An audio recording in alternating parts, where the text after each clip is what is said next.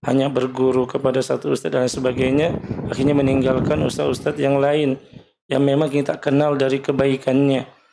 Pernah di Ikhwatarakan itu saya sempat komen, ya ketika pengajianmu di sana di Geria Persemi atau di mana libur ya banyak cari ustadz yang lain, ada ustadz yang lain juga ngajar, belajarlah sama mereka. Apalagi mereka terkenal dengan akidahnya, terkenal dengan selama hidupnya ini senantiasa berpegang teguh dengan manhaj salaf.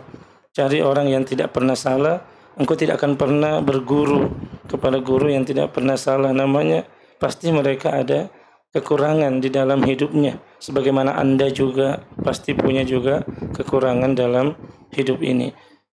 Maka ketika iman seseorang menurun, maka hendaknya dia berdoa kepada Allah SWT, kemudian perkuat untuk menuntut ilmu agama. Rajin datang ke pengajian. Jangan pernah merasa bahwa kita sudah cukup ilmu kita. Tidak.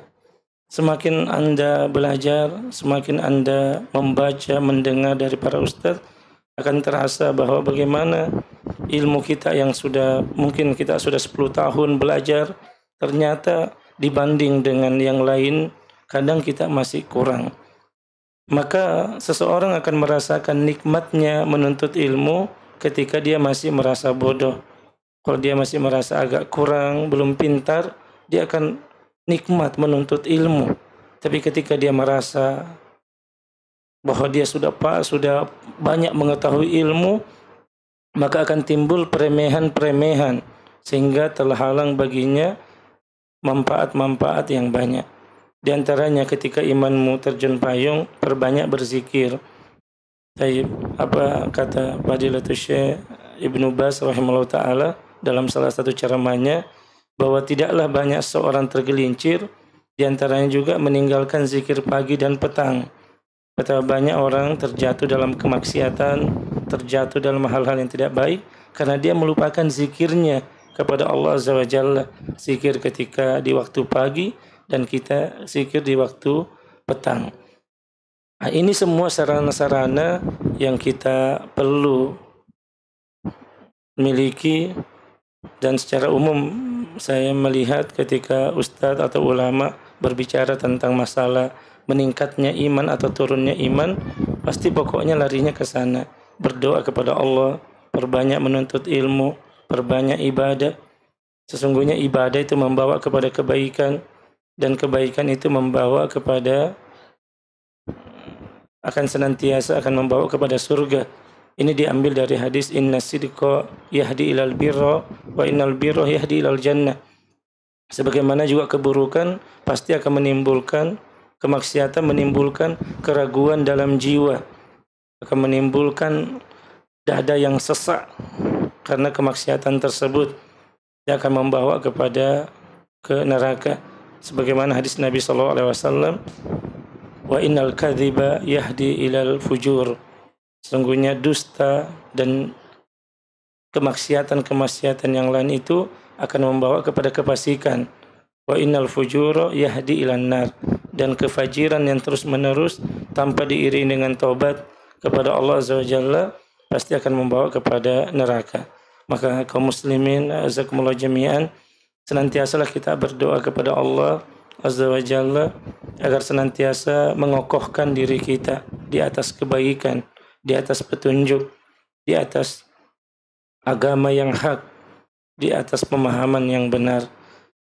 Kaum muslimin dan muslimat azakumullah jami'an, alhamdulillah pada malam hari ini kita akan kembali melanjutkan pembacaan kitab Fiqih Al-Wajiz, kemudian ditambah dengan kitab-kitab yang lainnya yang mana membahas tentang masalah waktu-waktu sholat. Alhamdulillah pada 2 pertemuan yang lalu atau 3 pertemuan yang lalu, 3 pekan telah kita sebutkan tentang telah kita bacakan keutamaan sholat. Kemudian kita bacakan juga dari buku yang ditulis oleh Al-Ustadz Dr. Firanda Andirja Hafizallahu Ta'ala tentang bagaimana kiat-kiat khusyuk di dalam sholat, yang mana disebutkan bahwa hendaknya ketika seorang sholat dia menyadari dalam dirinya bahwa yaqumu baina yadillah, sekarang dia berdiri di hadapan Allah Rabbul Alamin. Maka ini saranan terbesar untuk bisa tenang di dalam sholatnya. Kemudian telah kita bacakan juga waktu-waktu sholat. Siapa yang wajib untuk sholat dan waktu-waktu sholat tersebut. Insya Allah pada pertemuan malam hari ini kita akan kembali melanjutkan hal-hal yang berkenaan dengan waktu-waktu sholat tersebut.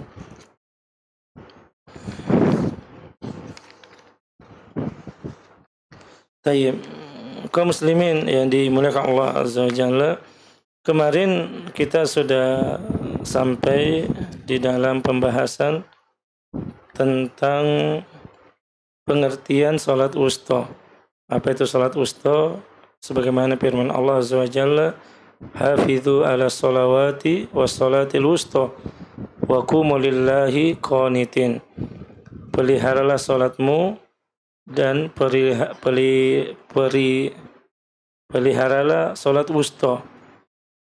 Wa qumu lillah, dan hendaknya engkau salat hanya karena Allah, bukan riyaan wala sum'a, bukan karena urusan-urusan yang lain, yaitu engkau berdiri hanya karena Allah Azza wa Jalla. Qanitin, dalam keadaan khusyuk, dalam keadaan berserah diri kepada Allah Azza wa Jalla. Kemudian maka disebutkan di dalam riwayat Ali bin Abi Thalib radhiyallahu an bahwa yang dimaksud dengan salat wusta adalah salatul asar. Salat wusta itu adalah salat asar. Kemudian kita masuk ke poin yang keenam. Yustahabbu salatul asar, dan dianjurkan salat zuhur pada awal waktu ketika suhu panas dalam keadaan normal. Artinya waktu salat zuhur ini ada dua. Ada yang utama di awal waktu, tapi ada juga yang boleh diakhirkan. Kapan di awal waktu? Disebutkan dari hadis an Jabir ibni Samrah qala kana Nabi sallallahu alaihi wasallam, adalah Nabi kita Muhammad sallallahu alaihi wasallam, yusalli dhuhra idza dakhudatis samsu, bahwa Nabi sallallahu alaihi wasallam biasa mengerjakan salat zuhur apabila matahari baru bergeser ke barat. Ini artinya salat zuhurnya di awal waktu. Ini ketika dalam kondisi normal. Dan yang di poin yang ketujuh disebutkan yustahabbu, dianjurkan salat zuhur pada waktu dingin ketika suhu panas memuncak. Artinya ketika dalam kondisi yang sangat panas, boleh itu di akhir salat zuhurnya tidak di awal waktu, tetapi agak tidak di awal waktu, terutama ketika suhu yang sangat panas. Ya, kita tahu bahwa di musim panas di Mekah atau di Madinah waktu tersebut, kita tahu bulan-bulan 6, 7, 8, 9 itu adalah musim-musim panas. Waktu tersebut musim ketika buah kurma mulai berbuah dan dipetik waktu itu. Maka disebutkan idza staddal harru, apabila suhu panas mencapai titik maksimum, fa abridu bis shalah, maka tundalah, artinya ulurlah waktunya, carilah waktu dingin untuk salat zuhur. Nah, ini menunjukkan bahwa ada dua waktunya. Ketika dalam kondisi normal paling utama di awal waktu, tapi apabila dalam kondisi yang sangat memuncak, panas yang memuncak, maka carilah agak mundur-mundur sedikit sampai dingin. Apa gunanya? Agar seorang bisa dia khusyuk di dalam sholatnya. Alhamdulillah kita bersyukur nikmatnya kehidupan saat ini. Sampai-sampai ada ulama yang menulis bahwa lihatlah sekarang, sebenarnya orang biasa di kalangan kaum muslimin saat ini kenikmatannya jauh bisa melebihi raja-raja zaman dahulu. Raja-raja zaman dahulu, lihatlah, mereka kalau panas harus dikipas. Mungkin kalau dilihat tidak tahu apakah di pelan-pelan harus kipasnya itu. Kita sekarang duduk-duduk sudah ada ini. Sekarang Masya Allah hampir masjid-masjid ber-AC semua. Jadi tidak mesti harus orang kaya untuk bisa ber-AC saat ini. Tayyib. Sampai-sampai pun di daerah-daerah terpencil bisa juga ber-AC. Yang penting yang masuk ATM katanya ya sudah ber-AC. Tapi di masjid-masjid di Tarakan luar biasa. Ya, kota-kota kecil seperti ini juga sudah. Bahkan pondok kita juga di Imam Syafi'i itu luar biasa juga itu. Luar biasa masih ini sudah ini. Itu jauh lebih nikmat. Bahkan ada yang mengatakan bahwa sebenarnya masyarakat biasa saat ini dibanding fasilitas yang ada dibanding raja-raja zaman dahulu dari segi fasilitas hidup, bukan dari segi kekuasaan atau pengaruh, itu mereka lebih nikmat kehidupannya, lebih enak daripada kehidupan mereka. Begitu Allah membuka nikmat kepada seseorang. Dari segi fikih seperti ini. Apabila panas, apabila kondisi normal di awal waktu, kemudian apabila di sangat panas yang memuncak, maka boleh diakhirkan. Kemudian sholat asar. Adapun sholat asar, dianjurkan sholat asar di awal waktu. Berbeda ketika tadi sholat duhur, diberi ada dua pilihan. Tetapi ketika sholat asar dianjurkan di awal waktu. An Anasin radhiyallahu an kana yusallil asar wasyamsu murtafi'atun hayyatun, bahwa dari Anas radhiyallahu an Rasul sallallahu alaihi wasallam biasa mengerjakan sholat asar di waktu matahari masih tinggi lagi terang. Fayadhabu adz-dzahibu ilal awali, bahkan di mana ada seorang pergi ke perkampungan awali, fayatil awali wasyamsu murtafiatun, dan dia akan sampai di sana ketika matahari masih tinggi. Ini menunjukkan bahwa sholat asar itu dilaksanakan di awal waktu. Tetapi ada sedikit yang sering terjadi dulu, ada seorang ketika selesai azan langsung iqamah. Banyak ada kejadian selesai azan langsung iqamah dengan alasan bahwa sholat asar itu dipercepat di awal waktu. Jelas ini pemahamannya sudah betul bahwa sholat asar di awal waktu, tetapi hendaknya dia menggabungkan dengan hadis lain. Di hadis lain menyebutkan bainal adzan wal iqamah as-shalah, antara azan dan iqamah itu ada sholat. Kemudian ada juga, ini menunjukkan bahwa ada sholat sunnah qobliyah yang mana ghairu muakkad. Sholat sunnah qobliyah yang tidak muakkad, artinya yang tidak terus dilazimi oleh Nabi SAW untuk melaksanakannya. Bahkan disebutkan rahimallahu imro'an shalla arba'a raka'atin qabla al-asar. Semoga Allah Azza wa Jalla merahmati seorang yang dia sholat asar 4 rakaat, sholat sunnah 4 rakaat sebelum asar. Ini juga dalil yang menunjukkan boleh seseorang sholat sunnah 4 rakaat sebelum asar, yang mana tentunya dikatakan oleh para ulama adalah sholatnya 2 rakaat kemudian 2 rakaat. Ini riwayat yang masyhur di kalangan para, di hadis yang masyhur tentang hal ini. Baik, alhamdulillah, satu nikmat juga yang ada dengan adanya teknologi ini, di antara teknologi yang ada. Betapa banyak sekarang bisa perselisihan bisa diselesaikan. Dulu ketika mungkin ini belum ada orang yang ketika tidak ada kesepakatan yang jelas, kadang ya langsung iqamah, atau kadang orang masih belum banyak langsung iqamah. Sekarang alhamdulillah dengan kesepakatan yang ada di masyarakat, berarti mereka sudah sepakat. Iya, kalau memang duhur 10 menit atau 5 menit, sehingga semuanya sudah sepakat. Jadi kalau ada yang terlambat, ya jangan marah-marah aja macai. Jika suruh kau terlambat, siapa yang suruh kamu lambat? Kan sudah ada peraturan. Kalau dulu tidak ada ini, di antara ini kadang ada yang seorang saling inilah, kenapa ini terlalu cepat? kok terlalu cepat iqamah. Nanti yang satu akan mengatakan, kenapa kamu terlalu lambat datang? Sudah tahu azan masih juga kerjakan. Sudah tahu azan masih di depan komputer. Nantilah. Sehingga ketika datang orang sudah ruku. Ustaz, kan yang penting masih dapat 1 rakaat Ustaz kalau orang ruku. Iya. Dalil itu jangan antum pakai untuk membuat itu. Ini takutnya kita juga, kadang kita ditimpa oleh sesuatu hal ini. Kan kalau masih dapat rukunya masih dapat 1 rakaat. Sudahlah, lambat-lambat. Bukan itu maksudnya engkau mengetahui hadis ini. Tetap engkau harus datang. Hati-hati para ikhwah. Kita kadang itu dilihat juga. Ini kaum teman-teman salafiyun ini paling semangat kalau berbicara, tegakkan sunnah Rasul SAW.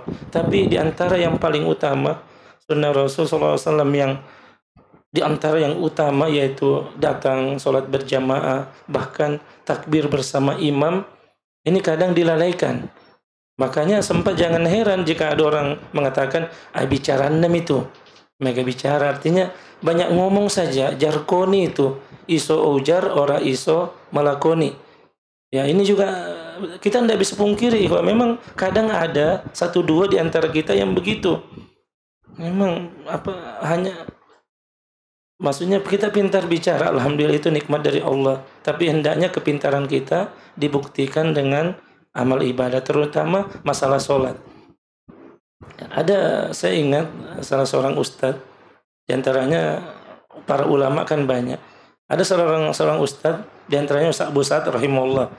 Dia itu ketika mau memberikan tugas kepada siswanya, muridnya, dia harus cari siswa yang rajin di depan, di sop depan. Karena kalau seorang menjaga hak Allah, insya Allah pasti dia akan menjaga hak makhluk. Tapi kalau haknya Allah tidak dijaga, apalagi kalau haknya manusia, tidak mungkin. Jadi kadang beliau punya prinsip itu, beliau pasti mengambil dari para ulama-ulama kita dulu. Kalau ada orang yang bisa menjaga haknya Allah, insya Allah itu bisa dikasih amanah. Tapi kalau haknya Allah tidak dijaga, maka bagaimana mungkin dia bisa menjaga haknya manusia? Ini suatu juga prinsip yang beliau pegang. Kalau memberi amanah. Kalau prinsip beberapa orang kan kadang periksa dulu WC-nya. Kalau datang ke satu tempat, periksa WC-nya. Kalau WC-nya bagus, katanya yang lain bagus. Nah, kalau ini ada juga prinsip seperti itu yang datang memeriksa di pesantren, di sekolah, langsung periksa WC-nya. Kalau WC-nya bagus, ya berarti yang lain juga akan bagus itu. Tapi kalau kotor dan lain sebagainya, berarti ada sesuatu yang tidak. Tapi itu istilah-istilah yang kadang dipakai seorang. Tapi istilah yang sering dipakai oleh para ulama kita ketika memberikan sesuatu, bahwa kalau dia menjaga haknya, menjaga sholatnya, insya Allah dia bisa menjaga hak Allah Azza wa Jalla. Kemudian para ikhwah azakumullah jami'an, ini salat asar di awal waktu. Kemudian di sana ada beberapa dalil-dalil yang disebutkan dan ditulis oleh para ulama tentang dosa orang yang meninggalkan salat asar. Ini bahaya sekali, dosa meninggalkan salat asar.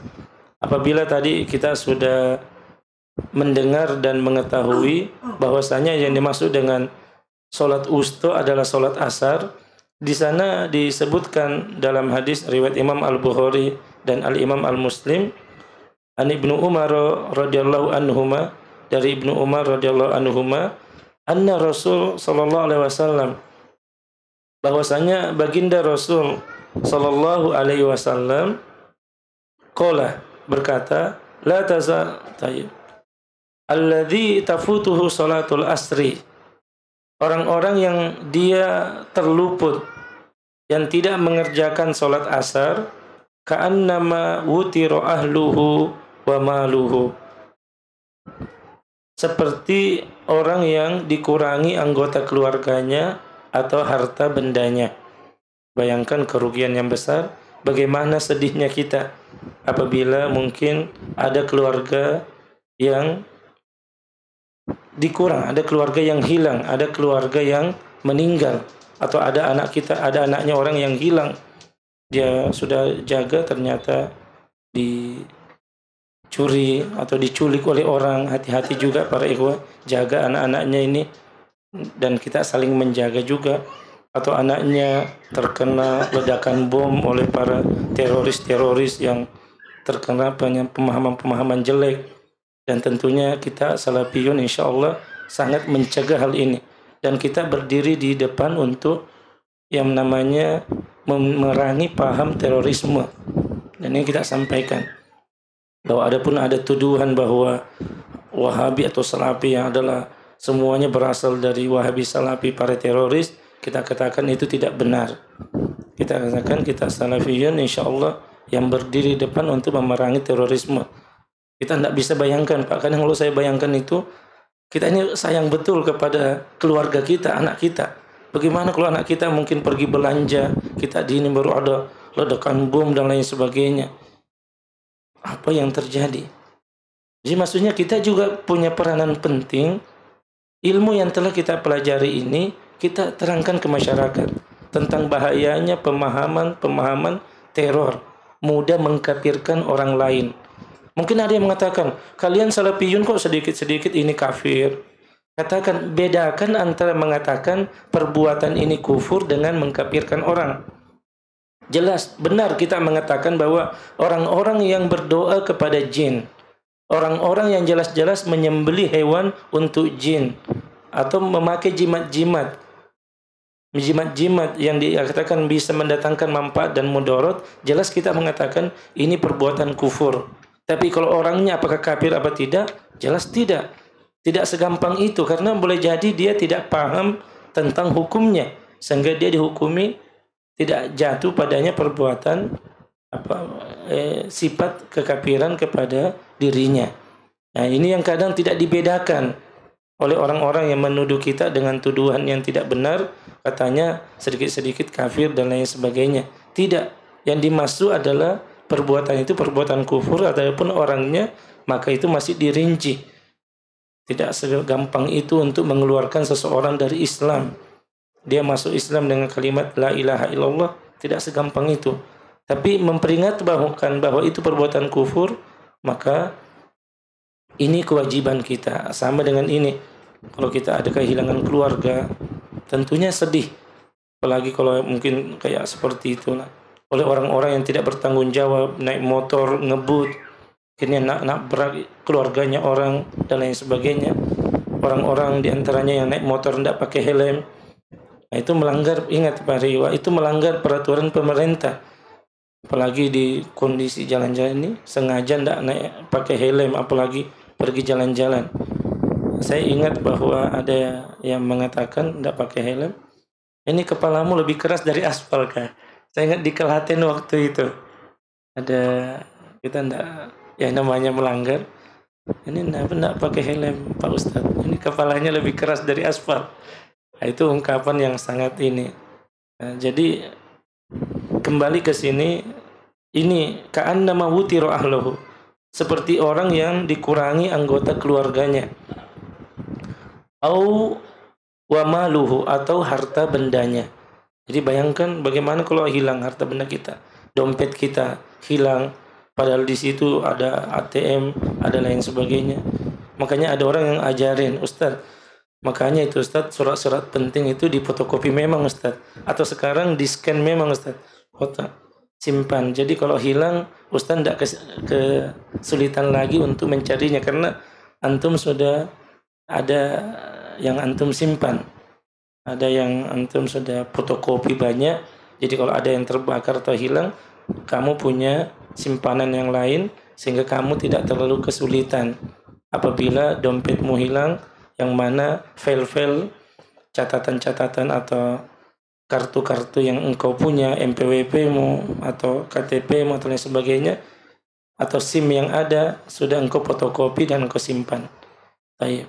Tetapi kita lihat kembali ke poin hadis ini, bagaimana orang yang dia luput dari sholat asar seakan-akan kehilangan keluarga dan hartanya.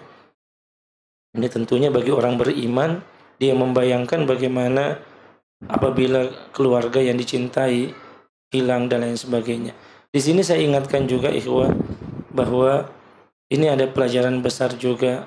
Mungkin kami terjadi di Karungan kemarin. Ada keluarga, artinya teman lah.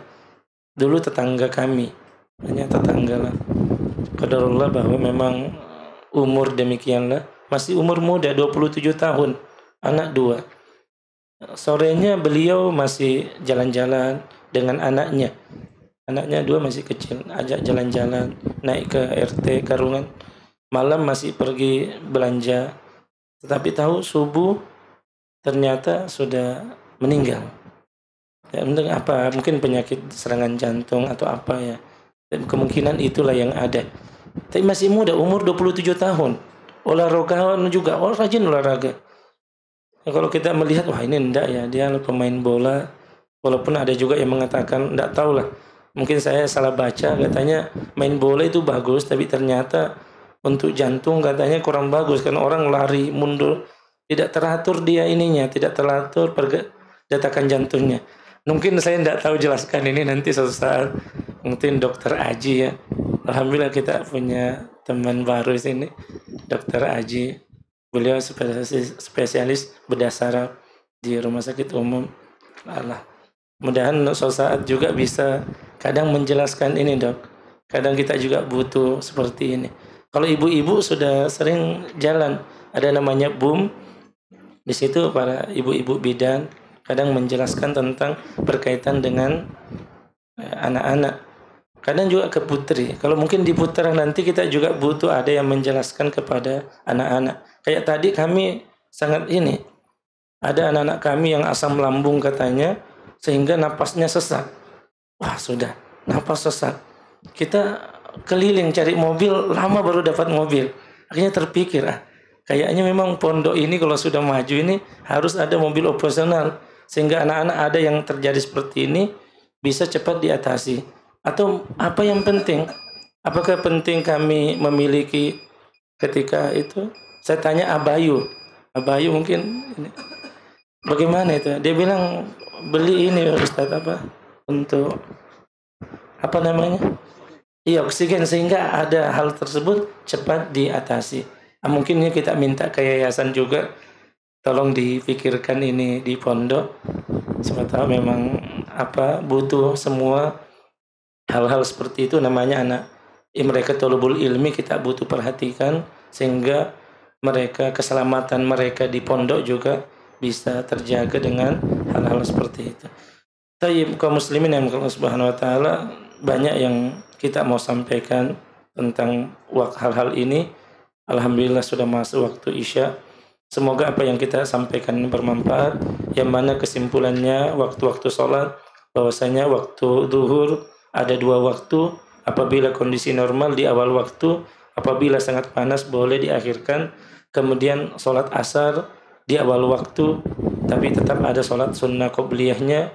Dan hadis tentang bahayanya meninggalkan sholat asar, bahwa seakan-akan orang kehilangan keluarga atau kehilangan hartanya. Kita akhiri wassallallahu ala nabiyyina Muhammadin wa ala alihi washabi ajmain. Subhanakallahumma wa bihamdik asyhadu an la ilaha illa anta astaghfiruka wa atubu ilaik. Assalamualaikum warahmatullahi wabarakatuh.